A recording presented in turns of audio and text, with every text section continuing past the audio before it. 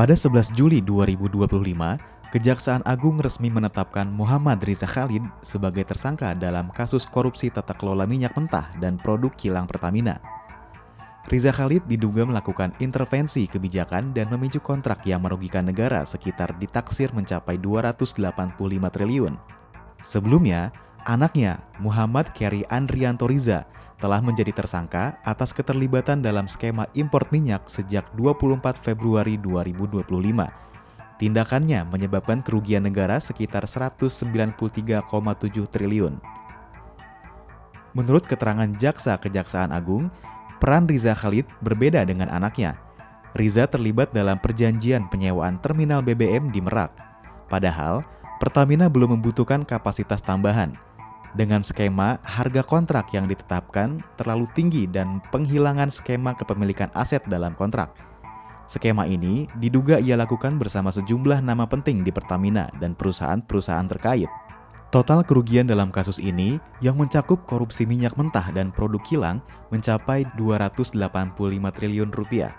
Angka ini telah melampaui perhitungan awal sebesar 193,7 triliun rupiah. Hingga kini, pihak Kejaksaan Agung menetapkan 18 orang sebagai tersangka yang melibatkan berbagai pegawai dan eksekutif Pertamina serta pihak swasta, termasuk Riza Khalid, anaknya, sejumlah direktur dan komisaris perusahaan, hingga pejabat Pertamina.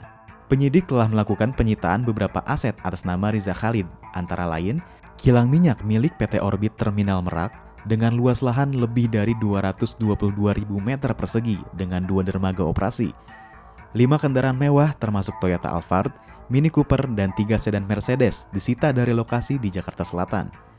Tanah dan rumah mewah seluas 6.500 meter persegi di Bogor.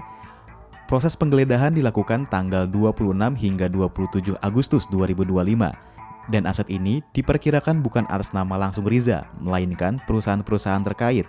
Tapi dana diduga berasal dari tersangka. Uang tunai dalam mata uang asing yang ditemukan dalam penggeledahan di 3 lokasi, Depok, Pondok Indah, dan Tegal Parang, sedang dihitung lebih lanjut oleh Kejaksaan Agung. Riza Khalid saat ini telah menjadi buronan atau DPO dan tercatat mangkir dari panggilan penyidik sebanyak 3 kali. Paspornya telah dicabut dan informasi pelacakan terakhir mengindikasikan ia meninggalkan Indonesia sejak Februari 2025 menuju Malaysia. Pemerintah dan pihak berwenang kini tengah menyiapkan red notice lewat Interpol untuk mempercepat penangkapannya. Sementara itu, Polri juga telah melakukan penyelidikan terhadap dugaan keterlibatan Riza Khalid dalam pendanaan aksi demonstrasi, menyusul adanya narasi dan unggahan pejabat publik yang mengaitkan namanya dengan aksi massa baru-baru ini. Lantas, benarkah Riza Khalid terlibat dalam sindikat mafia yang diduga sudah diketahui oleh pemerintah sejak lama, namun selalu lolos dari jerat hukum?